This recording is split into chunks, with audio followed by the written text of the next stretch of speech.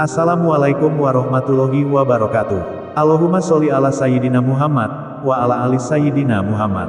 Pemirsa yang dirahmati Allah, marilah kita simak ceramah dari Ustadz Abdul Somad dengan tema, Nabi Muhammad, teladan umat sepanjang zaman. Sebelumnya marilah kita perbanyak sholawat minimal 1000 kali sehari, agar hidup kita penuh barokah dan mendapatkan syafaat kelak. Marilah kita doakan semoga Ustadz Abdul Somad sekeluarga dan para penonton YouTube ini diberikan kesehatan dan diberikan kebahagiaan dunia dan akhirat. Amin ya robbal alamin. Assalamualaikum warahmatullahi wabarakatuh.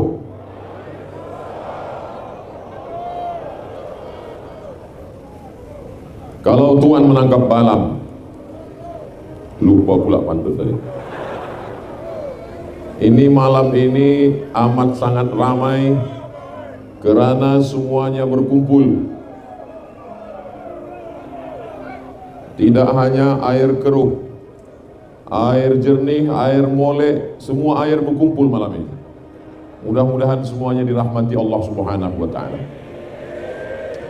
Tuan yang terutama, Tun Dr. Haji Muhammad Ali bin Haji Rustam beserta Tuh Puan, Sahibus Samahah Datuk Mufti, Datuk-datuk, datin-datin, hadirin hadirat yang besar tak dihimbau gelar, yang kecil tak disebut nama. Insya Allah semuanya yang hadir ini diakui sebagai umat Nabi Muhammad sallallahu alaihi wasallam. Kullu amrin zibalin, semua amal yang baik, walam yubda' bi bismillah, kalau tidak dimulai dengan nama Allah, fahuwa aqta', maka amal itu putus. Maka kita awali dengan nama Allah, Bismillahirrahmanirrahim. Majlis apapun namanya, kalau tidak disebut nama Sayyidina Muhammad sallallahu alaihi wasallam, maka majlis itu disebut sebagai antanajifah, majlis busuk bau, majlis berulat bangkai. Kita tak ingin majlis yang mulia dihadiri orang mulia pada malam yang mulia, membaca ayat-ayat yang mulia, menjadi majlis yang tak mulia hanya kerana kita tidak menyebut namanya. Maka kita sebut dengan ucapan Allahumma salli ala Sayyidina Muhammad wa ala ali Sayyidina Muhammad. Laisa minna, tidak diakui sebagai umat Nabi Muhammad sallallahu alaihi wasallam, man lam yarham saghirana, tidak sayang kepada anak-anak, walam ya'rif syarafa kabirina, tidak hormat kepada orang tua, tidak memuliakan yang patut dimuliakan, tidak menyayangi anak-anak kecil belum berdosa. Maka semua yang tua, yang mulia kita hormati, anak-anak kita sayangi, supaya diakui sebagai umat Sayyidina wa Maulana wa Syafi'ina wa Zukhrina wa Qurrati a'yunina Muhammad sallallahu alaihi wasallam. Tak lama lagi kita akan masuk pada tahun baru hijrah. Maka hijrah bukan setakat pindah tahun dari 1444 kepada 1445, tapi hijrah, kata Nabi SAW, manakala beliau ditanya, manil muhajir, siapa yang pindah itu ya Rasulullah? Kata Rasulullah SAW menjawab, al muhajir, orang yang pindah, man hajara manahallahu anhu, orang yang meninggalkan semua yang dilarang Allah Subhanahu wa Ta'ala. Semua yang tak baik menjadi baik. Hijrah bukan setakat hanya pindah tempat. Maka kalau dikatakan hijrah itu pindah tempat, tidak ada lagi hijrah selepas Fathu Makkah. Nabi SAW membebaskan kota Makkah dari kemusyrikan. Maka sejak itu kata Nabi, la hijrata ba'dal fath, tidak ada lagi hijrah selepas Fathu Makkah. Maka makna hijrah kita malam ini bersempena ma'al hijrah. Makna hijrah adalah pindah kepada yang tidak baik menjadi baik. Bila kita belajar pada sejarah Melaka, maka orang yang paling hebat, paling berjasa, dia tidak hanya sebatas pindah tempat, tapi dia juga pindah nama. Yang sebelumnya namanya Parameswara, lalu kemudian dia pindah nama menjadi nama yang Islami, nama yang mengingatkan kepada Allah Subhanahu wa Ta'ala, nama yang mengingatkan kepada Al-Quran. Manakala surat itu dibaca setiap malam Jumat, surat Al-Kahfi bercerita tentang Zulkarnain, yang disebut juga dengan Al-Iskandar. Orang barat menyebutnya sebagai Alexander the Great. Maka nama itulah yang diambil Iskandar Shah. Begitu dia masuk ke dalam agama Islam, Maka orang-orang Melayu yang dulu namanya dianggap kurang Islami, manakala mereka pergi ke tanah suci Makkah Al-Mukarramah, singgah ke makam Rasulullah di Al-Madinah Al-Munawwarah, mereka biasanya selepas melaksanakan ibadah haji mau berganti dengan nama yang baru. Supaya apa? Supaya mereka hijrah kembali dari tanah suci Makkah Al-Mukarramah dengan nama yang baru. Itu terjadi dalam sejarah sultan-sultan, raja-raja dari mulai ujung Aceh. Manakala dakwah Islam sampai, namanya Miraselu. Lalu kemudian ketika dia masuk Islam, namanya berubah menjadi Malikul Saleh. Dari bahasa Arab Al-Malik As-Saleh, raja yang saleh. Lalu kemudian begitu juga dengan para miswara. Manakala dia bersyahadat, mengucapkan la ilaha illallah Muhammadur Rasulullah, maka namanya pun ikut berubah menjadi Iskandar Shah. Iskandar untuk mengingatkan lagi pada seorang raja yang adil dan amanah. Shah menurut bahasa Arab, menurut bahasa Persia, Shah artinya adalah raja. Maka menurut bahasa Persia itulah yang dipakai Shah. Sedangkan dalam bahasa Arab, Syatun, mohon maaf, itu artinya kambing. Nah, itu maka berkelahi antara orang Persia dengan orang Arab. Sebab raja di Persia menjadi kambing di Arab. Nah, kita tidak pakai istilah pertentangan, konflik. Yang kita ambil adalah makna yang baik-baik.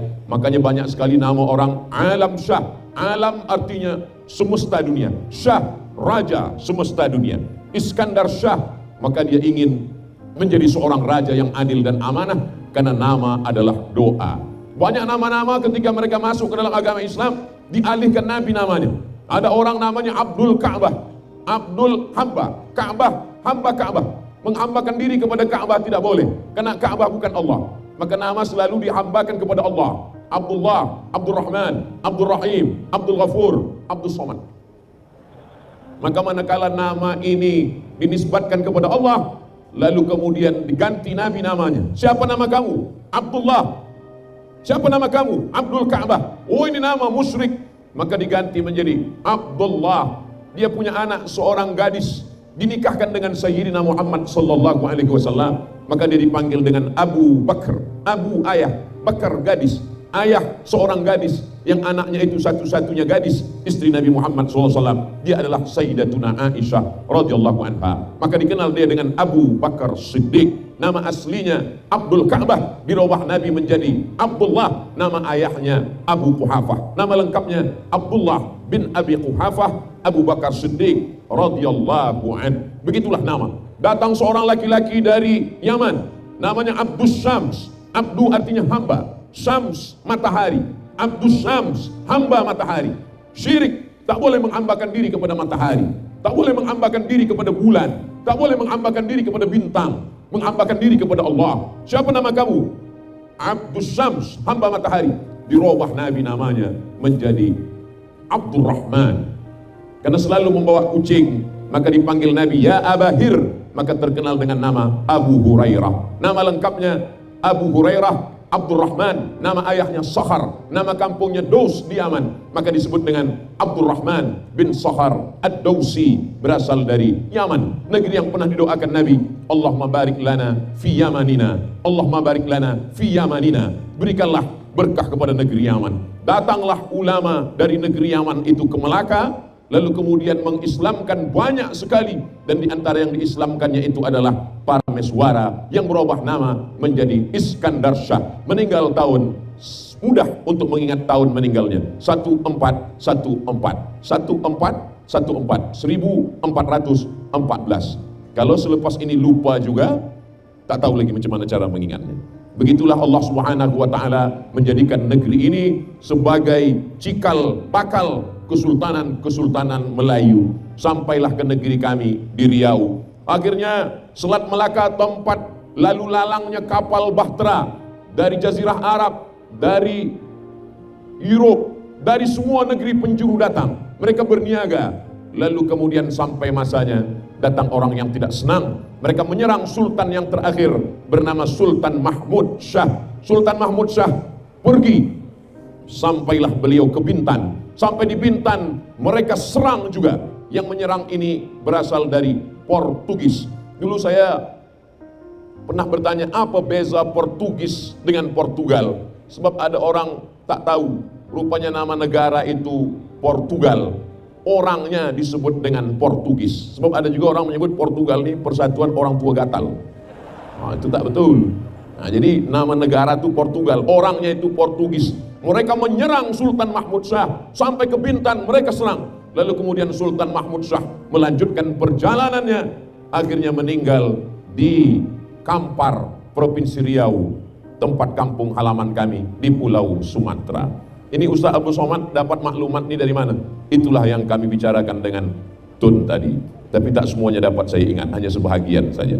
Jamaah yang dimuliakan Allah Subhanahu wa taala, anak-anak kita mesti kita ceritakan tentang sejarah supaya dia tahu bahwa ini ada orang ketika Islam datang, dia berubah nama, maka berilah nama yang baik-baik. Dulu orang kalau ingin punya nama, datang kepada Datuk Mufti, datang kepada para habaib, datang kepada para ulama, datang kepada tuan guru, minta nama yang baik. Begitu juga dengan saya manakala saya lahir, mak saya, ayah saya datang kepada ulama, dia minta apalah nama yang cocok sesuai untuk anakku yang baru lahir ini. Kata ulama itu dia bagilah nama anakmu ini Solah. Solah bahasa Arab kalau pakai ta marbutah Solah artinya solat, tapi kalau pakai ha kecil Solah artinya baik. Maka dibagilah nama saya Solah. Tapi mak saya tak faham, tak pandai bahasa Arab. Solah itu di kampung saya artinya bahasa Melayu ikan solah, ikan selar. Dia kata dia takkan nama anak aku nama ikan, kasihlah nama yang satu lagi Datuk. Maka dikasihlah nama, oh kalau begitu kasihlah dia nama Abdus Somad. Jadi sebenarnya nama ini Abdus Somad, tapi kemudian ditulis dengan Abdul Somad. Banyak jamaah yang kata nama Ustaz ini salah. Kata saya, nama saya tak salah, awak yang salah baca. Tulisannya Abdul Somad, tapi membacanya adalah Abdus Somad. Jadi nama ini dimintakan kepada para ulama. Sekarang orang menikah, selepas itu dia punya anak, dia tidak mahu bertanya tentang nama anaknya kepada alim ulama. Dia buat-buat sendiri. Dia buat nama artis, dia buat nama orang putih, dia buat nama penyanyi, dia buat nama sesuka hati dia. Manakala kita tanya, siapa nama ini? Anak-anak aku bagi nama dia, aku tak perlu tanya pada orang lain. Dia buat sesuka hati dia. Apalagi ada sebagian orang dia tambah-tambah nama suami, nama laki, nama bini, dia campur-campurkan nama ni. Nama suami Sulaiman, nama isteri Toyibah, anak dia bagi Letoy. Mohon maaf kalau ada kebetulan sama nama, tak ada maksud untuk menghina dan mengejek. Maka kembalilah nama-nama ini. Ada pula orang yang berkata, what is in a name? Apalah arti sebuah nama? Dalam Islam nama adalah doa, maka berikanlah nama yang baik-baik. Sebab manakala kita dipanggil dengan nama yang baik, maka pada saat itu kita sedang didoakan. Semua yang memanggil saya malam ini, pastilah dia mendoakan Abdus Somad, mudah-mudahan dia menjadi hamba Allah, bukan menjadi hamba syaitan, bukan menjadi hamba dunia, tapi betul-betul menjadi hamba Allah. Apakah Ustaz Abdul Somad sudah menjadi hamba Allah? Mohon doakan. Apakah semua jamaah yang hadir malam ini mahu mendoakan Abdul Somad menjadi hamba Allah? Dari bunyinya macam tak mahu. 30.000 orang yang hadir malam ini. Siapa yang tak percaya, hitung kira sendiri. Semuanya mendoakan, maka semuanya insya Allah akan menjadi hamba Allah yang baik-baik semuanya insya Allah. Amin. Malam ini bila kita tengok ke langit, tak ada bintang, tak ada bulan. Kenapa? Sebab semuanya sudah turun ke air keruh. Ada bintang dan bulan di bawah. Semuanya turun menyaksikan tausiah tabligh akbar pada malam hari ini. Masya Allah, tabarakallah. Gambar saya rupanya dari jauh tadi tak nampak. Semua yang hadir malam ini melangkahkan kakinya dari rumah, dia sebut nama Allah. Bismillahi tawakkaltu ala Allah, la haula wa la quwata illa billah. Yang diharapkan hanya keridhaan Allah Subhanahu wa taala. Ini adalah hijrah. Hijrah nama sudah. Hijrah apa lagi? Hijrah keyakinan. Kita diajarkan hijrah keyakinan, tidak menyembah bulan, tidak menyembah bintang, tapi yang kita sembah adalah la ilaha illallah. Tapi tidak ada raja-raja Melayu dari Melaka sampai ke Siak Seri Indrapura di Sumatera, sampai di Raja Banjar di Kalimantan, sampai kepada Tidore Ternate yang ada di timur, tidak ada satu pun yang masuk Islam kerana pedang yang dihunuskan ke tengkuk. Siapa yang tidak mengucapkan la ilaha illallah, aku pancung kepalanya. Tidak begitu orang masuk Islam. Kenapa mereka bersyahadat? Karena kelembutan, karena akhlakul karimah, karena kebaikan, karena budi pekerti, tertawan hati orang. Orang kalau sudah tertawan hatinya, maka dia akan berikan keyakinannya. Begitulah mereka bersyahadat. Wa ma arsalnaka illa rahmatan lil alamin. Kami mengutus engkau wahai Muhammad sallallahu alaihi wasallam menjadi rahmat bagi semesta alam. Maka kalau kita baca sejarah dari mulai Sultan Iskandar Shah berakhir kepada Sultan Mahmud Shah, maka tidak ada satupun yang menghunuskan pedang memaksa orang Melayu untuk menjadi Islam, memaksa orang yang tidak Islam masuk kepada Islam, karena kita diajarkan la ikraha fiddin, tidak ada paksaan dalam agama. Tapi dalam masalah hubungan sosial, berjiran tetangga, berkawan, satu office, satu sekolah, berdekatan rumah, maka kita diajarkan wala ana abidum ma abadtum, aku tak menyembah apa yang kamu sembah, wala antum abiduna ma a'bud, kamu pun tidak menyembah apa yang aku sembah, lakum dinukum waliyadin. Maka masalah menyembah sudah jelas dalam agama kita. Adapun dalam masalah kehidupan bersosial, berteman, bersahabat, berkawan-kawan, maka suatu ketika datanglah seorang bernama Asma menjumpai Nabi Muhammad sallallahu alaihi wasallam. Ya Rasulullah, ummi qadimat, ibu saya datang dari kota Makkah Al-Mukarramah. Wa hiya raghibatun, dia sangat rindu kepada saya, tapi saya takut berjumpa dengan dia. Saya tidak mahu bertemu dengan dia sebab saya sudah beriman, saya muslimah, sedangkan dia belum lagi bersyahadat. Dia takut menjumpai. Apakah boleh menyambung silaturahim? Apakah boleh berbuat baik? Dia bertanya kepada Nabi sallallahu alaihi wasallam, "Afa asiluha?" Apakah aku bagikan silaturahim, sambung hubungan dengan dia? Apa jawab Nabi sallallahu alaihi wasallam? "Siliha," sambung silaturahim dengan dia. Lalu kemudian Asma bertanya lagi kepada Nabi, "Afa utiha?" Apakah aku akan berikan kepada dia hadiah? Kata Nabi sallallahu alaihi wasallam, "I'tiha," berikan hadiah kepada dia. Menyambung silaturahim, berbeza agama, silakan. Memberikan hadiah, makanan, pakaian, disilakan. Begitulah ajaran Islam. Maka banyak orang lembut hatinya bersyahadat, bukan karena tazkirah, bukan karena pedang, bukan karena suara yang menggelegar, tapi karena kelembutan hati. Itu yang diajarkan dari Nabi, turun kepada sahabat, sampai kepada tabi'in, sampai kepada tabi'in, sampai kepada Imam Al-Hasan Al-Basri. Imam Al-Hasan Al-Basri, Al-Basri berarti dia berasal dari Basrah, dari Irak. Suatu ketika Imam Al-Hasan Al-Basri sakit, sampai dia tidak keluar rumah. Jirannya datang menjenguk. "Wahai Hasan Al-Basri, di mana engkau?" Imam Hasan Al-Basri berada di kamar. Beliau tidak ada di ruang bilik tempat menerima tamu, sebab dia berada di bilik tidur, dia tak dapat keluar sebab dia sakit keras. Lalu kemudian Imam Al-Hasan Al-Basri yang sedang terbaring, datang tetangganya masuk ke dalam kamar. Masa sampai di bilik, dia tengok ada mangkuk, ada tempat menampung air dari atas. Lalu kemudian jirannya ini bertanya, "Wahai Hasan Al-Basri, apa ini?" Kata Imam Hasan Al-Basri, "Itu adalah aku menampung air yang dari atas tidak pernah berhenti." Kata jirannya, "Itu air yang dari atas itu kalau tak salah, itu adalah tanda saya." "Sudah berapa lama kamu menahankan air ini?" Kata jirannya bertanya. Dijawab Imam Al-Hasan Al-Basri, "Isruna sanah, 20 tahun saya sudah menampung air ini."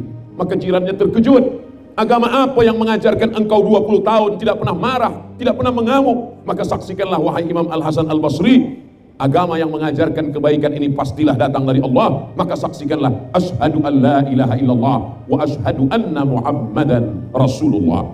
Jirannya masuk Islam bukan karena dia bacakan ayat, bukan karena dia bacakan hadis, bukan karena pedang, bukan karena tazkirah, bukan karena tabligh akbar, bukan karena tausiah yang menggelegar, tapi karena akhlakul karimah. Tunjukkan agama Islam dalam akhlak, dalam kata-kata, dalam perbuatan, dalam akhlakul karimah setiap hari, sehingga tertawan hati manusia. Sentuhlah manusia tepat pada hatinya.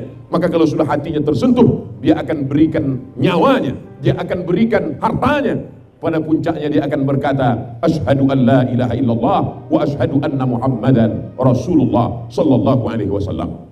Jamaah yang dimuliakan Allah Subhanahu wa taala, Islam ini agama yang amat sangat baik. Tapi kemudian orang yang menampilkan Islam itu menjadi tidak baik, maka Islam nampak menjadi tidak baik.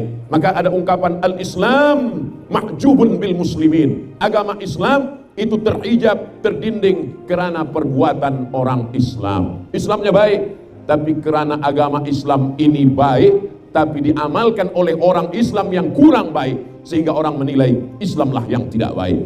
Maka kalau kita tidak menunjukkan akhlak yang islami, yang islamik, maka itu sesungguhnya tidak merusak diri kita saja, tapi merusak Islam. Maka saya selalu menyampaikan di mana-mana tempat, merata-rata tempat, bila habis tazkirah, ambillah sampah-sampah, rapikan, bersihkan sedia kala, jangan ada yang rosak, sehingga manakala selepas tazkirah, bila orang bertanya, mana Islam? Itulah banyak sampah, karena Abdul Somad lah maka banyak sampah. Bila tak ada Abdul Somad, semuanya bersih.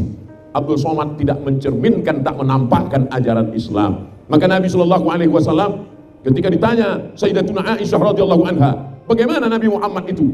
Aisyah menjawab, kana khuluquhul Quran, akhlaknya adalah Al-Quran. Al-Quran bukan setakat dibaca, Al-Quran bukan setakat dituliskan dalam kaligrafi khat yang indah, tapi Al-Quran berjalan di atas muka bumi Allah subhanahu wa ta'ala. Mudah-mudahan anak cucu kita semuanya mengamalkan Al-Quran ini seperti datuk moyang kita zaman dulu, sampailah hari kiamat. Wala tamutunna illa wa antum muslimun. Jangan mati melainkan dalam keadaan la ilaha illallah Muhammadur Rasulullah sallallahu alaihi wasallam. Selepas tahlil kita selalu berkata kalimatu haqqin, kalimat yang hak, yang benar. Alaiha nahya, dengan itu kita hidup.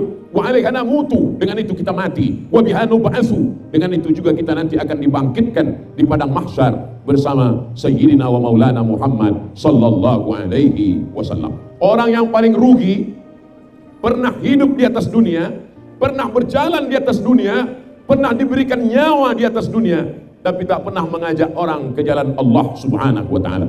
Umat yang paling baik bukan yang selalu ke Makkah, tawaf, haji dan umrah. Dia baik, tapi belum paling baik.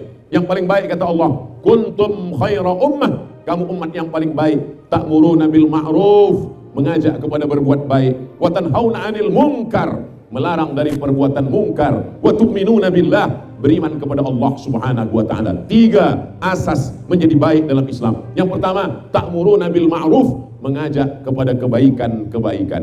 Malam ini mengajak kebaikan dalam bentuk tazkirah, tapi ada mengajak kebaikan tidak dengan tazkirah, tidak bersuara, tapi setiap hari pergi ke masjid, sholat berjamaah, orang melihat, menyaksikan, jiran, tetangga, kawan, sahabat tersentuh hatinya, maka itu juga adalah dakwah. Ada orang yang tidak memberikan khutbah, tidak tazkirah, tapi dengan akhlakul karimah, dengan kata-kata yang lembut, dengan perbuatan yang baik, dia juga sedang berdakwah. Jadi kalau kita tengok, kita pandang ada orang tidak pernah menghafal ayat Quran, tidak pernah menyampaikan tazkirah, tidak pernah menyampaikan khutbah, lalu kita mengatakan, oh dia tidak pernah bagi tazkirah.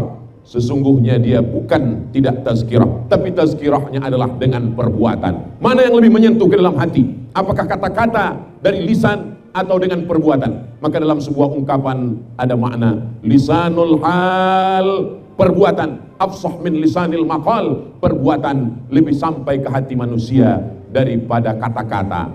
Berapa banyak kalimat yang keluar dari mulut hilang dihembus angin, tapi perbuatan yang nyata itulah yang dilakukan oleh para alim ulama, sehingga negeri kita ini disebut dengan negeri bertuah. Mengapa? Karena semua orang mendapatkan rahmat.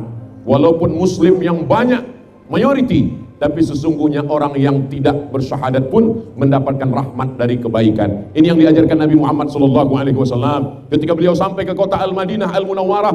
Di sana ada Yahudi Bani Nadir, ada Yahudi Bani Quraizah, ada Yahudi Qainuqa, ada Yahudi Khaybar. Mereka berkawan, bersahabat. Sayyidina Ali bin Abi Thalib bekerja di rumah Yahudi, menimba air. Lalu kemudian datang orang mengadu kepada Rasulullah SAW. Ya Rasulullah, ini Sayyidina Ali kerjanya menimba air di rumah orang Yahudi. Kata Nabi, pekerjaannya halal, karena dia mencari harta dengan meneteskan peluh, maka perbuatannya baik, walaupun tempat bekerjanya itu tidak Islam. Begitu juga ketika Nabi SAW pindah dari kota Makkah menuju kota Al-Madinah Al-Munawwarah, maka di sana ada seorang lelaki yang menunjukkan jalan. Nabi tidak dapat berjalan di tempat yang biasa, karena bila dia berjalan di tempat yang biasa, dia akan dihadang, dia akan ditangkap oleh orang musyrik. Maka yang tahu jalan khas itu seorang lelaki, namanya Ibnu Uraiqid. Ibnu Uraiqid tidak Islam. Itu mengatakan ahli sejarah sirah Nabi SAW, boleh bekerja sama dengan orang yang tidak Islam. Nabi tentu tahu ini Ibnu Uraiqid tidak Islam, tapi kenapa Nabi pakai? Karena dia tidak membahayakan akidah. Maka kalau ada orang yang mengatakan Nabi Muhammad itu membawa Islam dengan pedang, bila tidak sesuai dengan agamanya dia akan pancung kepalanya. Dari mana ajaran ini datang? Nabi SAW sampai ke kota Al-Madinah Al-Munawwarah, dia menikahi seorang perempuan. Perempuan itu ayahnya tidak Islam. Nama perempuan itu adalah Sofiyah. Sofiyah punya ayah bernama Huyai. Huyai punya ayah bernama Akhtab. Huyai tidak Islam, Akhtab tidak Islam, Sofiyah masuk Islam. Artinya apa? Mertua Rasulullah SAW adalah orang Yahudi yang tidak Islam. Kalaulah ada orang mengatakan Nabi Muhammad bila melihat ada orang tidak Islam, dia akan potong kepalanya, maka habislah kepala orang Yahudi. Tapi apa yang terjadi? Nabi SAW masih ada lagi bukti-bukti sejarahnya. Mereka tinggal di kota Al-Madinah. Mari kita baca kitab yang ditulis oleh seorang ulama dari India, namanya Safiur Rahman Al-Mubarakfuri, menulis kitab Ar-Rahiq Al-Maktum. Diadakan musabaqah, lomba menulis sejarah Nabi Muhammad SAW. 150 negara ikut. Yang menang, yang menjadi johan pada menulis sirah ini bukan datang dari kota Makkah, bukan datang dari Mesir, bukan datang dari Yaman, bukan datang dari Maghribi, tapi datang dari India. Syekh Safiur Rahman Al-Mubarakfuri dalam kitabnya yang berjudul Ar-Rahiq Al-Maktum, 12 pasal muahadah perjanjian antara Nabi Muhammad SAW dengan orang-orang yang ada di Al-Madinah Al-Munawwarah. Orang Islam dengan orang yang tidak Islam sama-sama menjaga kota Al-Madinah. Kalau ada orang Makkah yang menyerang kota Madinah, maka orang Madinah memiliki tanggung jawab yang sama untuk menjaga kota Al-Madinah Al-Munawwarah. Walaupun di Makkah itu saudara kandungnya, walaupun ayah kandungnya, walaupun ibu kandungnya, tapi kalau dia mengganggu, merosakkan Madinah, maka menjadi musuhnya bersama. Begitulah Allah Subhanahu wa Ta'ala mengajarkan ada yang namanya kebersamaan. Wa ta'awanu 'alal birri wat taqwa, tolong menolong dalam kebaikan dan ketakwaan. Wala ta'awanu 'alal itsmi wal 'udwan, tapi jangan saling tolong menolong 'alal itsmi dalam permusuhan, wal 'udwan dosa, ismi dosa, wal 'udwan dan permusuhan. Jamaah yang dimuliakan Allah Subhanahu wa Ta'ala, kalau tahun 1444 Hijrah kita belum lagi faham, maka 1445 Hijrah kita fahami, dari mulai hijrah nama sampai kepada hijrah akidah, sampai kepada hijrah perbuatan. Tidak hanya setakat nama, tidak hanya setakat sudah bersyahadat, tapi kita perbaiki akhlak pendidikan anak-anak kita. Kullukum ra'in, setiap ayah adalah pemimpin. Wa kullukum mas'ulun an ra'iyatih, setiap ayah akan diminta tanggung jawab di hadapan Allah Subhanahu wa Ta'ala. Kita semua hafaz ayatnya, la tus'alunna yawma idzin 'anin na'im, semua nikmat akan ditanya. Dan di antara nikmat yang ditanya itu adalah nikmat anak. Anak-anak kita ini ditanya, waktu mereka lahir kita azankan ke telinganya adzan as-salah, seperti azan salat. Hadisnya hadis Hasan ada dalam kitab Sunan At-Tirmidzi, ketika lahir Sayyidina Al-Hasan, anak Sayyidatuna Fatimah, anak Sayyidina Muhammad SAW, maka Nabi mengazankan ke telinganya, Allahu Akbar, Allahu Akbar, supaya anak itu hanya membesarkan Allah, yang lainnya kecil. Asyhadu an la ilaha illallah, supaya dia hanya menyembah Allah, tidak menyembah kepada selain Allah. Asyhadu anna Muhammadar Rasulullah, dia mengakui Nabi Muhammad SAW. Karena kalau hanya sekedar beriman kepada Allah, banyak yang beriman kepada Allah. Maka ketika datang dakwah kepada orang Madinah, apa kata mereka? Kami percaya kepada Allah. Lalu kemudian turun ayat, Qul, katakan, in kuntum tuhibbunallah, kalau memang kamu cinta kepada Allah, fattabi'uni, ikuti aku. Satu-satunya jalan, fattabi'uni, ikuti aku, ikuti jalan Sayyidina Muhammad sallallahu alaihi wasallam. Itulah mengapa anak kita itu kita azankan. Tapi mengazankan anak ini hukumnya tidak sampai pada wajib, hukumnya sunnah. Jadi bagi yang belum mengazankan anaknya, atau terlupa, atau tak ingat, atau belum tahu, jangan pulang kembali nanti ke rumah sebelum tidur anaknya diazankan. Sudah masanya sudah berlalu. Tapi anak cucu nanti yang akan lahir barulah kita azankan ke telinganya. Kenapa diazankan? Karena dengan azan itu masuk ke dalam kepalanya, masuk ke otaknya, masuk ke jantungnya, masuk ke hatinya. Dan ketika nanti dia mendengar azan, dia akan ingat, inilah yang pertama kali aku dengar manakala aku lahir di Melaka, aku lahir di Riau. Aku lahir di kesultanan Melayu yang berasaskan Islam. Melayu adalah Islam, kata Buya Hamka. Melayu tanpa Islam hilang me-nya, tinggal layunya saja lagi. Maka di depan saya ini, di hadapan saya ada bunga-bunga. Bunga ini menjadi indah dan cantik karena dia tidak layu. Kalau dia sudah layu, maka hilanglah. Melayu kalau sudah tidak Islam, maka sesungguhnya hilanglah me-nya, yang tinggal hanya layunya saja lagi. Maka kita jaminkan, kita garanti anak-anak kita ini dengan pendidikan agama.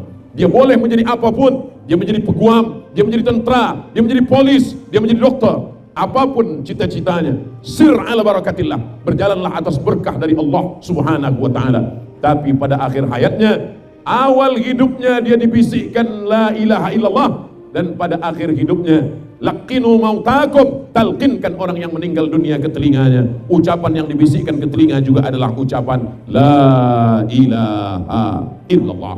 Anak yang baru lahir diazankan, dan orang tua yang akan meninggal dunia dibisikkan la ilaha illallah. Kita semua laki-laki, ayah, bapak yang mengazankan anaknya, cucunya dulu. Apa yang kita inginkan dari anak-anak kita? Yang kita inginkan hanya satu, saat kita sakratul maut, saat kita akan mati menghadap Allah, anak kita, cucu kita itulah yang akan membisikkan ke telinga kita la ilaha illallah. Jadi kalau ada orang yang tidak bangkit ketika diazankan, maka cobalah talqinkan. Jadi kalau ada suami puan besok yang tak bangkit juga setelah diazankan, cobalah besok subuh ditalqinkan, insya Allah bangkit dia besok. Apa maknanya? Sampai masanya kita akan mati meninggalkan dunia, kalimat yang terakhir dibisikkan ke telinga sebelah kanan, la ilaha illallah. Bagi orang yang selalu bertalqin, bagi orang yang selalu bertahlil, bagi orang yang selalu bertasbih subhanallah, bertahmid alhamdulillah, bertakbir Allahu akbar, maka mudah dia untuk bertalqin la ilaha illallah. Tapi bagi orang yang sulit, maka akan susah juga dia pada sakratul maut. Maka jadi antara doa kita, Allahumma khtim lana bihusnil khatimah, berikan kami saat mati menghadap Engkau ya Allah dengan husnul khatimah, wala takhtim alaina, jangan tutup umur kami dengan su'ul khatimah, mati dalam keadaan tidak menyebut Allah subhanahu wa ta'ala. Kalau ada anak kemanakan kita, kalau ada saudara kita, kalau ada seorang perempuan punya suami, kalau ada seorang suami punya istri tidak sholat, maka sesungguhnya yang salah itu bukan mereka, yang salah itu adalah kita, karena kita belum mengajak mereka, belum mengajar mereka. Yang mengajar sekarang banyak, mengajar di sekolah, mengajar di pondok, tapi yang mengajak tidak banyak. Nabi SAW mengajak, dia kumpulkan semua paman-pamannya, pakcik-pakciknya, makciknya dia kumpulkan, lalu kemudian dia naik ke atas bukit Sofa. Apa kata Nabi SAW? Andai ku katakan di belakang bukit Sofa ada bukit yang besar namanya Jabal Abi Qubais, seandainya ku katakan di belakang Jabal Abi Qubais ada musuh yang akan menyerang kita di Makkah, apakah kamu percaya? Mereka semua menjawab, shadaqnaka, kami percaya ya Rasulullah. Seandainya ku katakan di belakang bukit Sofa ada Jabal Abi Qubais, ada musuh yang akan membunuh kita, apakah kamu percaya? Mereka semuanya menjawab, shadaqnaka, kami percaya ya Muhammad. Karena dari kecil engkau memang jujur, kami yang memanggil engkau Al-Amin. Engkau bukan pendusta, engkau bukan pembohong, engkau bukan penipu. Lalu kemudian kata Nabi, seandainya ku katakan bahwa aku sudah menerima wahyu, Jibril datang kepadaku membacakan Iqra bismi rabbikal ladzi khalaq, khalaqal insana min 'alaq, Iqra wa rabbukal akram, alladzi 'allama bil qalam, 'allamal insana ma lam ya'lam. Apakah kamu percaya? Di saat itu apa kata Abu Lahab? Tabban laka ya Muhammad, celaka engkau wahai Muhammad. Lalu turunlah ayat menjawab Abu Lahab, tabbat yada abi lahab wa tab, celakalah kedua tangan Abu Lahab. Tabbat yada abi lahab wa tab, ma aghna anhu maluhu, hartanya tidak bisa menolong, wa ma kasab, amalnya tidak bisa menolong. Sayasla naran dzata lahab, dia akan masuk dalam api neraka yang menyala. Wa imra'atuhu hammalatal hatab, istrinya membawa kayu bakar. Kenapa? Karena manusia ini memiliki 4. Yang pertama dirinya, yang kedua amalnya, yang ketiga hartanya, yang keempat pasangan hidupnya, istri atau suami. Abu Lahab keempat-empatnya tak bermakna, dirinya tak bermakna, hartanya tak bermakna, amalnya tak bermakna, istrinya tak bermakna. Maka Nabi SAW mengingatkan kita melalui surat ini, kita mengajak saudara-saudara kita Ustaz Abdul Somad bagi tazkirah jauh ke Malaysia, sampai ke Malaka, dari Pekanbaru Riau menyeberang ke Kuala Lumpur, lalu kemudian datang ke Malaka. Bagaimana dengan rumah masyarakat yang ada di dekatnya? Saya Abdul Somad membacakan setiap subuh Rabu kitab Riyadhus Shalihin kepada jamaah jiran tetangga yang ada dekat rumah. Solat subuh berjamaah, selepas solat subuh baca kitab Riyadhus Shalihin, selepas itu soalan jawaban sampai waktu solat sunat Isyraq 2 rakaat. Kami yang di Malaka bagaimana kami boleh tahu kajian itu? Ikuti melalui channel Ustaz Abdul Somad Official, subscribe, like, share, and comment. Bagi tahu semuanya. Ini Ustaz Abdul Somad terbang ke sana, pergi kemari. Bagaimana dia bagi tazkirah untuk istrinya, untuk anaknya, untuk pelajar-pelajar yang ada di Ma'had Az-Zahra. Ustaz Abdul Somad selepas subuh tetap membacakan kitab Tafsir Jalalain yang ditulis oleh Imam Jalaluddin Al-Mahalli, diteruskan oleh Imam Jalaluddin As-Suyuti, disebut dengan 2 Jalal, Tafsir Jalalain. Karena budak-budak menghafaz Quran, supaya dia paham Quran, maka dibacakan tafsir Al-Quran yang pendek. Kerana anak-anak, budak-budak kecil masih lagi pada tahap menghafazkan Al-Quran. Ini perlu saya jelaskan kepada sebuah jamaah, supaya jamaah tidak berfikir, jamaah yang belum tahu, jamaah yang belum faham. Kenapa Ustaz Abdul Somad mesti tazkirah? Ada masanya tazkirah di rumah, ada masanya tazkirah di pondok, ada masanya tazkirah di surau yang kecil, ada masanya tazkirah di masjid yang besar, tapi ada masanya tazkirah di padang, di Medan, di Mal'ab, di tempat yang amat sangat luas. Jadi menyampaikan kebaikan, jangan bataskan, hadkan hanya pada tempat tertentu saja. Kenapa Ustaz Abdul Somad bagi tazkirah semasa di Malaka itu, di Padang? Kenapa tidak di masjid? Maka kalau ada orang yang bertanya-tanya, kenapa tidak di masjid? Selepas malam ini dia melihat video dari atas melalui drone, tahulah dia mengapa di Air Keruh, mengapa di Malaka tidak dibuat di dalam masjid. Karena umat Nabi Muhammad SAW sejauh mata memandang. Ini sampai mata memandang sejauh, begitulah hadirnya umat Nabi Muhammad SAW. Mudah-mudahan yang hadir ini semuanya diberikan istiqomah iman dan Islam. Anak-anaknya diberikan anak-anak yang soleh dan solehah. Yang belum berjodoh diberikan jodoh yang baik. Makin kuat nih. Yang menyebut amin yang belum nikah saja. Saudaraku yang dimuliakan Allah Subhanahu wa Ta'ala, maka sebagai orang yang diberikan Allah Ta'ala amanah istri, anak, ya ayyuhalladzina amanu, hai suami-suami, anfusakum, jaga dirimu, wa ahlikum, istrimu, istri dulu. Itu Ustaz Abdul Somad. Kenapa istri orang yang dia bagi tazkirah? Istrinya kenapa tak dia bagi tazkirah? Dibagi juga tazkirah. Rahimallahu mara'an, Allah merahmati seorang suami, aiqadha ahlahu, yang membangunkan, menjagakan istrinya malam untuk beribadah kepada Allah. Dia ambil air, dia percikkan ke wajahnya. Wake up my honey. Yang nikah bulan lepas, wake up my darling. Tapi kalau udah 20 tahun, jaga. Bersyukurlah kepada Allah Subhanahu wa Ta'ala. Kalau ada grup WhatsApp, ada sahabat-sahabat, kawan-kawan, dia punya community hijrah, community sahabat-sahabat bikers, community jilbab hijrah, hijabers hijrah. Maka kemudian mereka pukul 2, pukul 3 malam, ada satu dia bagi tugas, kamu untuk sepekan ini, malam Isnin, malam Selasa, malam Rabu, malam Kamis, malam Jumat, kamu call semua geng kita. Maka dia lah telepon, pukul 3 dia telepon, assalamualaikum. Ini grup kita, geng kita bangun, jaga malam ini tahajud. Oke, semua dia telepon. Selepas itu dia pun tidur. Esok pagi bila ditanya, engkau tahajud? Enggak. Kenapa engkau suruh orang? Man dalla ala khairin falahu mithlu ajri fa'ilihi. Siapa yang menunjuk jalan kebaikan, dia sudah dapat pahalanya. Dia lupa ayat yang lain. Atamuruna an-nasa bil birri. Apakah engkau suruh orang berbuat baik? Wa tansawna anfusakum. Sedangkan kamu lupa, wa antum taslunal kitab, kamu suruh orang buat baik, kamu sendiri lupa, kamu membaca Al-Quran, kamu membaca hadis Nabi, tapi kamu tidak melaksanakannya. Jadi bila kita sudah hijrah, kenapa kita ma'al hijrah di Melaka tidak di masjid? Sebab bila di masjid terhad, sebagian orang takut ke masjid, maka tidak ada lagi halangan, tidak ada lagi hijab, tidak ada lagi dinding, tidak ada lagi batasan. Ada orang bila dibuat tazkirah di masjid dia tak datang. Kamu datang ke masjid, ada tazkirah Ustaz Somad, aku tak datang. Sebab apa? Kawan aku datang ke masjid 3 hari mati. Maka tidak lagi ada alasan, tak ada hujah. Orang yang ingin mencari kebaikan, satu dalil kita bagi, dia akan amalkan. Tapi orang yang berdalih, 1000 dalil kita bagi, dia punya 1001 dalih untuk mengelak. 1001 dalil kita bagi, 1002 dalih untuk tidak mengamalkan. Doakan supaya Ustaz Abdul Somad yang membagi tazkirah, Ustaz Abdul Somad pun mengamalkan yang dia sampaikan ini, insyaallah. Amin. Kadang saya yang membagi tazkirah, saya yang bagi tausiah.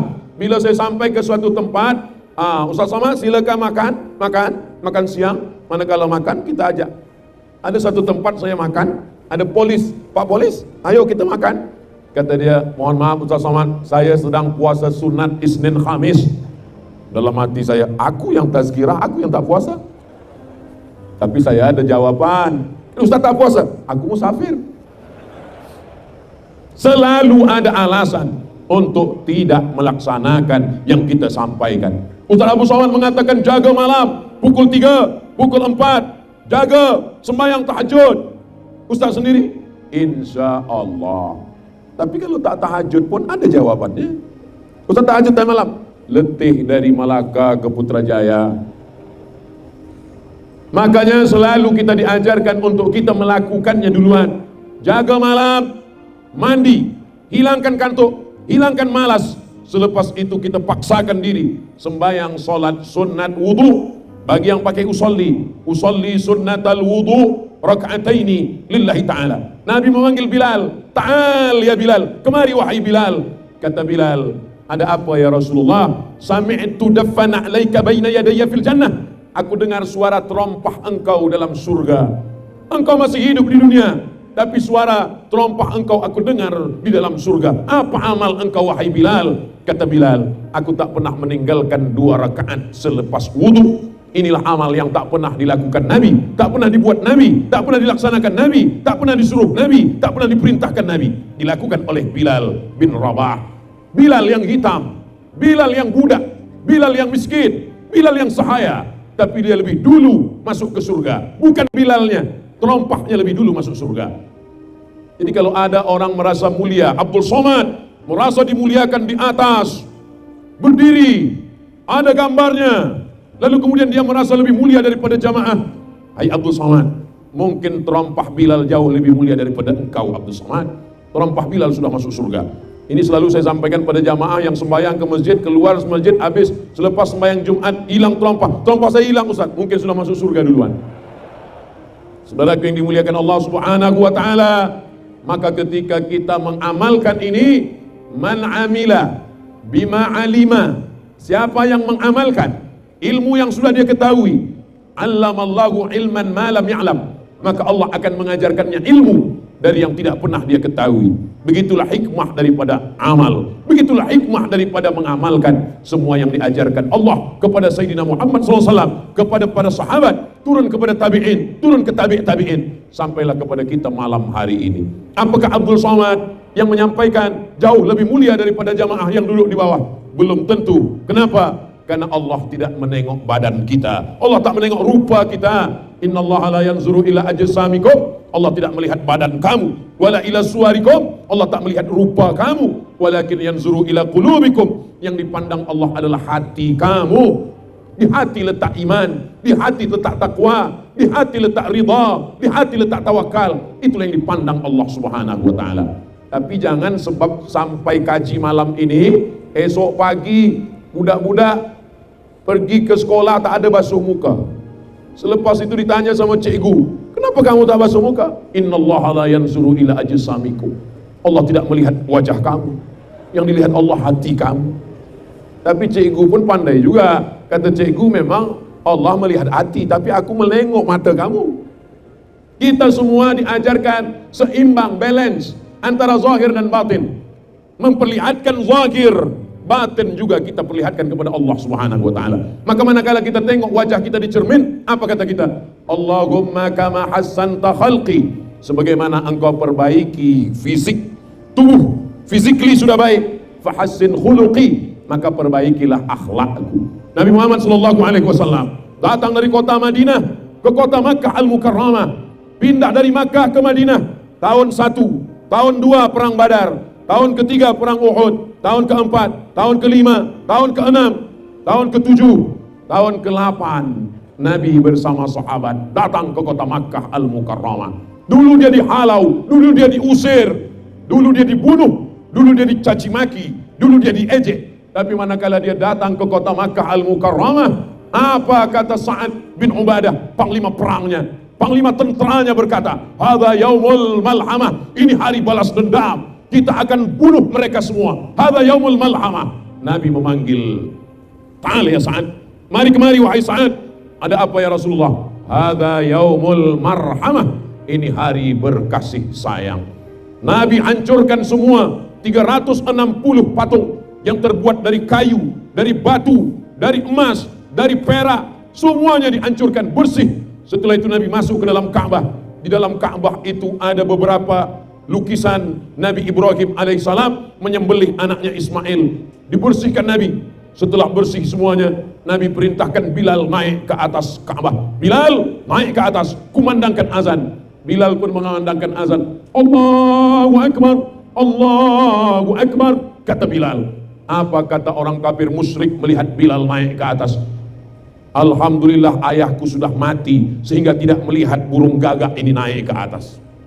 Bagi mereka Bilal hina karena kulitnya hitam, karena dia budak, karena dia hamba sahaya, karena dia miskin. Tapi bagi Nabi dia mulia karena dia berkata ahad, ahad, qul huwallahu ahad, esa, tunggal, tak berbilang. Kemana meminta? Meminta hanya kepada dia, Allahus Somad. Itu baru dia nama saya masuk.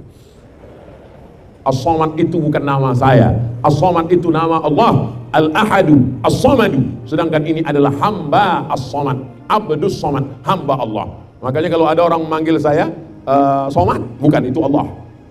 Saya adalah Abdus Somad, aku hambanya As-Somad, hambanya Allah. Jadi panggillah dengan nama yang lengkap, Abdus Somad. Jemaah yang dimuliakan Allah Subhanahu wa taala, maka ketika Nabi sallallahu alaihi wasallam berhadapan dengan mereka, apa yang Nabi lakukan? Tidak ada satupun orang Makkah yang dipotong telinganya, tidak ada satupun orang Makkah yang digunting hidungnya, tidak ada satupun orang Makkah yang dibelah dadanya. Walaupun Sayyidus Syuhada, paman Nabi, pakcik Nabi, Hamzah bin Abdul Muttalib, musilat bihi, hidungnya dipotong, telinganya digunting, mereka jadikan sebagai buah rantai, mereka belah dadanya, mereka kunyah. Perempuan yang mengunyah jantung Hamzah itu bernama Hindun. Kalau kebetulan namanya ada sama, saya mohon maaf. Lalu kemudian apa yang dilakukan Nabi? Apakah Nabi mengatakan potong telinga mereka, pancung kepalanya? Nabi tidak mengatakan begitu. Setelah bersih Ka'bah, bersih Masjidil Haram, Nabi tegak di depan mereka. Nabi berkata, apa yang akan aku lakukan kepada kamu semua? Penduduk Makkah berkata, akhun karim, engkau saudara kami yang mulia. Ibnu akhin karim, bapakmu adalah orang yang mulia, ayahmu orang yang mulia. Muhammad mulia, Abdullah mulia, Abdul Muttalib mulia, Hashim mulia, Abdi Manaf mulia, Qusay mulia, kamu mulia, orang tuamu mulia. Apa kata Nabi? Idhabu, pergilah kamu semua. Wa antumut tulakha, kamu semuanya bebas, kamu semuanya kumaafkan. Ketika itu turunlah ayat, idza jaa nasrullahi wal fath, ketika datang pertolongan Allah dan kemenangan. Wa ra'aitan nasa yadkhuluna fi dinillah, lihatlah mereka masuk ke dalam agama Allah, mereka masuk Islam afwaja, berbondong-bondong, berkumpul bergelombang, afwaja, seperti ombak di tengah lautan. Mereka datang masuk Islam, bersyahadat di hadapan Nabi sallallahu alaihi wasallam. Fasabbih bihamdi rabbika wastaghfir, jangan angkuh, jangan sombong, tasbih, agungkan Allah, pujilah Allah, subhanallah, wastaghfir, minta ampun kepada Allah, astaghfirullah, innahu kana tawwaba, Allah akan menerima taubatmu, Allah mengampunkan segala dosa-dosamu. Begitulah mereka masuk Islam, bukan karena Nabi membawa pedang, bukan karena tombak, mereka masuk Islam karena maaf dari Nabi Muhammad sallallahu alaihi wasallam. Jadi, tapi bukan pula makna tazkirah malam ini Selepas ini semua orang Melaka menjadi orang yang pemaaf, menjadi orang yang tidak marah, menjadi orang yang tidak mengamuk, menjadi orang yang sabar, menjadi orang yang diam, menjadi orang yang tidak berbuat apa-apa karena tazkirah Ustadz Abdul Somad. Saya tidak mahu esok ada seorang bapak, seorang ayah, anak gadisnya dibawa lelaki yang tidak mahram. Tapi manakala ada orang mengadu, bapak, ayah, anakmu tadi dibawa oleh lelaki tak mahram, kita mesti sabar. Kata Ustaz Somad, jangan marah, maafkanlah semuanya. Bukan begitu. Islam datang bukan membuat kita tidak marah, tapi Islam datang membuat kita tidak marah-marah pada tempat yang tidak semestinya. Islam menempatkan marah pada tempatnya. Bukan berarti Nabi Muhammad tidak marah. Nabi pernah marah, merah wajahnya, bergetar giginya. Kapan? Bila Nabi marah? Nabi marah ketika ada sahabat yang dibunuh. Ketika sahabat Nabi 70 orang membawakan dakwah Islam dibunuh, maka Nabi membacakan kunut nazilah, Allahumma al'an Bani Ra'il, Allahumma al'an Zakwan, Allahumma al'an Usayyah, laknatlah Bani Ra'il, laknatlah Usayyah, laknatlah Bani Zakwan. Nabi marah. Kalau untuk dirinya sendiri dia tidak marah, tapi kalau untuk umat, kalau untuk agama. Makanya betul kata Buya Haji Abdul Malik Karim Amrullah. Apa kata pesan Buya Hamka? Kalau agamamu dihina, engkau tidak marah, maka gantilah bajumu dengan kain kafan. Kalau agamamu dihina, diremehkan, dipijak orang, kamu tidak marah, maka gantilah pakaianmu dengan pakaian jenazah. Kenapa? Karena engkau tidak layak di atas muka bumi Allah, hidup dengan nafas dari Allah, dan tidak menolong agama Allah. Malam ini semua yang kita lakukan ini adalah menolong agama Allah. Mudah-mudahan Allah menurunkan rahmat dan barokahnya ke Melaka, ke Malaysia. Baldatun thayyibatun wa rabbun ghafur. Kita diikat dengan banyak ikatan. Ikatan yang pertama, ikatan sama-sama Islam, la ilaha illallah Muhammadur Rasulullah. Ikatan yang kedua, ikatan Melayu, dunia Islam. Tidak Melayu, tidak Islam. Kita ada ikatan yang ketiga, sama-sama manusia. Tidak Melayu, tidak Islam, tidak manusia. Kita masih ada ikatan yang ketiga, sama-sama makhluk ciptaan Allah. Walaupun dia bukan Islam, walaupun dia bukan manusia, walaupun dia bukan Melayu, dia tetaplah makhluk ciptaan Allah. Maka manakala ada orang membawa kambing, kambing itu dia tarik, kemudian kambing itu dia jatuhkan ke tanah. Selepas itu kambing itu dia pijak. Selepas dia pijak, dia asah pisau di hadapan mata kambing. Lalu kemudian Nabi marah kepada dia. Apa kata Nabi? Aturidu antumita amautatin. Apakah kamu mahu membuat kambing ini mati berkali-kali? Apa maksud Nabi? Tidak boleh menakut-nakuti kambing dengan mengasah pisau di hadapan mata kambing. Maka kalau ingin mengasah pisau, asahlah di belakang kambing. Lepas pisaunya tajam, potonglah ke leher kambing. Sampai kambing pun mendapatkan rahmat dengan datangnya Nabi Muhammad sallallahu alaihi wasallam. Jadi kalau ada orang mengatakan Islam agama yang tak peduli kepada manusia, kepada kambing pun dia peduli. Idza dzabhtum fa ahsinuz dzabha. Kalau kamu menyembelih, sembelih dengan baik. Bagaimana menyembelih dengan baik?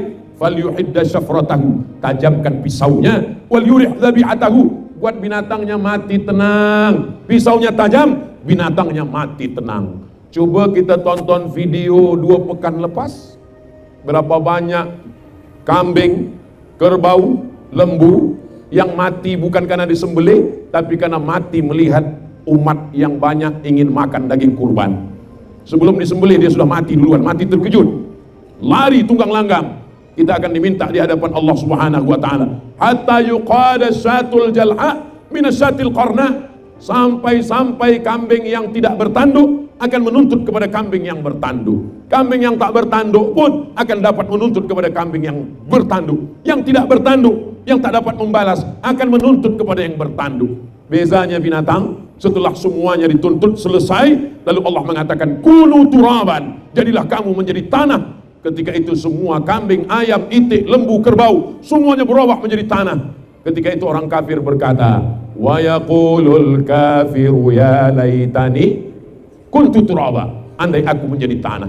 Bahasa Al-Quran itu lembut. Andai bahasa Quran itu diterjemahkan ke bahasa Melayu, ya laitani kuntu turaba, andai aku dulu binatang, mohon maaf, maka sekarang akan berubah menjadi tanah. Tapi karena dulu aku manusia, aku akan diminta tanggung jawab di hadapan Allah Subhanahu wa taala. Inna sam'a, pendengaran, wal basar, penglihatan, wal fuad, hati dan pikiran, kullu ulaika kana anhu mas'ula, semuanya akan disoal, semuanya akan ditanya, semua akan diminta tanggung jawab di hadapan Allah Subhanahu wa taala. Hari berganti, musim berubah. Apa yang ditinggalkan manusia? Yang ditinggalkan manusia adalah rihlatun qasiratun, hidup ini perjalanan yang pendek, wala tabqa illal dzikrul hasan, yang tinggal hanya kenangan yang indah-indah. Hidup ini singkat, yang tinggal hanyalah kenangan yang indah. Mengapa orang mengabadikan namanya? Mengapa Ustadz masih ingat Sultan Iskandar Shah? Mengapa Ustadz Somad masih ingat Sultan Mahmud Shah?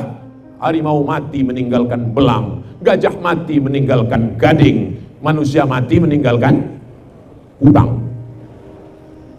Apa yang kita tanam hari ini, inilah yang akan kita petik esok hari. Malam ini kita sedang menanam kebaikan-kebaikan. Semua yang bertungkus lumus, sehingga tazkirah ma'al hijrah malam ini terwujud sedemikian ramainya. Ada orang yang berdoa ke hadapan Allah Subhanahu wa taala sehingga malam ini tidak turun hujan. Maka kita bersyukur dengan lisan alhamdulillahi rabbil alamin. Bersyukur dengan hati, senantiasa berzikir mengingat Allah. Bersyukur dengan perbuatan, melaksanakan perintah Allah, menjauhi segala larangan Allah. Jadi nampaknya memang yang menyampaikan tazkirah ini Ustadz Abdul Somad, yang bertabligh ini Ustadz Abdul Somad. Tapi Abdul Somad hanya tazkirah sekali saja, tapi ada yang boleh diulang berkali-kali. Diulang, dimasukkan ke YouTube, diulang, dibuat video pendek, masukkan ke Instagram, diulang, masukkan lagi ke TikTok, diulang, masukkan ke Twitter. Maka mereka sesungguhnya mendapatkan pahala berkali-kali, berulang kali. Alhamdulillah Ustaz Somad, saya sudah share semua tazkirah Ustaz, saya sudah share semua sudah. Ada dengar? Enggak. Saya share saja Ustaz. Kita ada pahala share, kita juga ada mengamalkan. Yang paling baik adalah kita amalkan, kita ajarkan, kita share, maka semua kebaikan-kebaikan. Kameramen yang malam ini meliput, yang malam ini merakamkan, yang malam ini men-share untuk umat, maka insya Allah mudah-mudahan bermanfaat di dunia, bermanfaat pula di akhirat insya Allah. Amin ya rabbal alamin. Tadi mau saya mulakan pukul 9.30, sekarang sudah pukul 10.30. Tetap di Melaka, di Jakarta, di Riau 60 menit, tak kurang tak lebih. Walaupun saya tak tengok jam tangan saya tetap tahu sudah 60 menit. Ustaz tahu dari mana? Itu ada jam lebih besar lagi. Jamaah yang dimuliakan Allah Subhanahu wa taala, apa yang saya sampaikan malam ini itu semua hanyalah yang saya terima dari guru-guru saya sampaikan malam ini. Sallallahu ala Muhammad, sallallahu alaihi wasallam, sallallahu ala Muhammad, sallallahu alaihi wasallam. Yang handphone ada flash boleh dihidupkan. Sallallahu ala Muhammad, sallallahu alaihi wasallam, sallallahu ala Muhammad, sallallahu alaihi wasallam. Ya Nabi salam alaika, ya Rasul salam alaika, ya Habibi salam alaika, salawatullah alaika. Bersama di Malaka, bersama di surga Jannatul Firdaus, bersama Nabi Muhammad sallallahu alaihi wasallam. Itulah yang dapat Al-Faqir sampaikan malam ini. Yang baik datang dari Allah, yang tak baik dari kelemahan Al-Faqir Abdul Somad. Aqulu qawli hadza astaghfirullah li wa lakum. Wassalamu alaikum warahmatullahi